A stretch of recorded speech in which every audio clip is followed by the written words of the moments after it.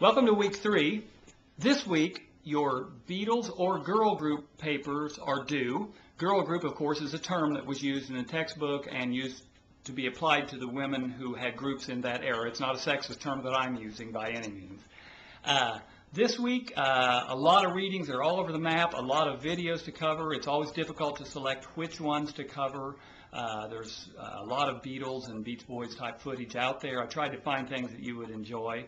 I know I sure enjoyed finding these and helping present them to you. This week we're talking about a lot of different influences, and Texas really enters the picture. If you talk about Texas, you've got to talk about guitar. The terms Texas and guitar are synonymous terms. Chuck Berry was highly influenced by Aaron T-Bone Walker, and as were many other people. Stevie Ray Vaughan. You can't talk about Texas guitar without considering the Austin, Texas scene, both in country and rock. But Stevie Ray Vaughan with the rock side of that, and then ZZ Top. Wow, what have they done for guitar in Texas in rock? And so that's not chronological by any means, because ZZ Top's much more modern than, say, Aaron T-Bone Walker. But my theory on the guitar influence out of Texas is, of course, the Texas-Mexican region connection with Spanish influences, where the Spaniards came over in the 1500s.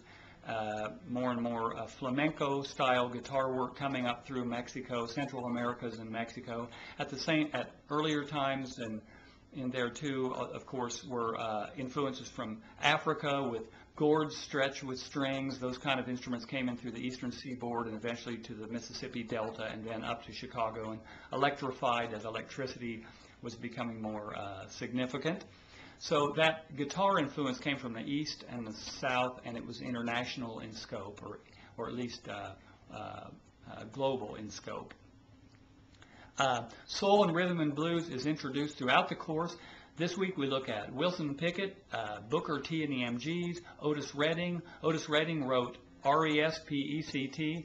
Most of us know that Aretha Franklin made it famous, and it made her much more famous, but he wrote it, and what a great guy. Too bad he died young, as many of these artists seem to have died too young. Wilson Pickett, there's a touching segment where John Lennon's jukebox is discovered, and Sting and Steve Cropper and others reflect on Wilson Pickett's music, and Sting especially through John Lennon's jukebox. You get to hear John Lennon talking about some of his favorite songs that he put on the jukebox, and Midnight Hour was among those songs. So it's interesting to hear them analyze Wilson Pickett. The Beatles this week are followed in a video. They follow Smokey Robinson doing You've Really Got a Hold on Me. So again, the Beatles influenced by black American artists. New cities are on the map. Again, more regionalism with Detroit, Memphis, Texas. All of these regionalism influences. I'm interested in your analysis of how that's developing and why. We're going to also watch the RSG Sounds of Motown, which is a review of Motown groups. And go to YouTube and search on RSG Sounds of Motown and watch that footage on YouTube, I recommend, because there's, in the upper right corner, there's a box that says more information within it on a hypertext link, and when you click on that, it will tell you the names of all the groups that you're seeing there, and that's well worth doing, that you're seeing in that review. This week, little Stevie Wonder. Might be better footage of him out there, but he is an amazing person. He was signed in November of 1961 at the age of 11 years to Motown, and the guy's had 30 Grammy Awards or even more, I believe. So he's what an amazing person and a great chromatic harmonica player. Don't think that people realize what a virtuoso he is as a harmonica player.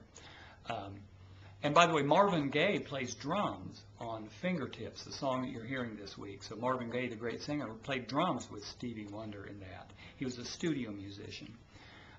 Europe enters the picture in a bigger way this week with the Rolling Stones coming in, and they're doing Buddy Holly's Not Fade Away, so they're influenced by a Texas guitarist and musician and a white person, so the European influence was broadening a little bit.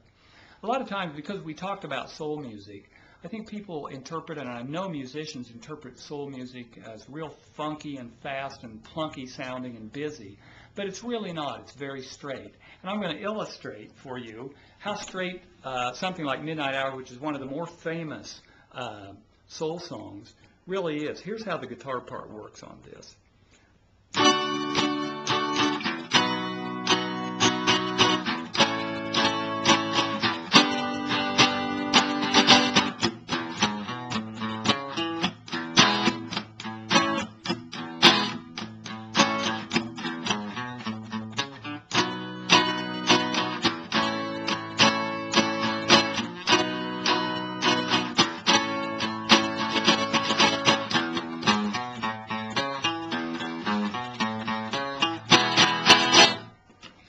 Have a good week. Best of luck with your paper, and let me know how I can help you.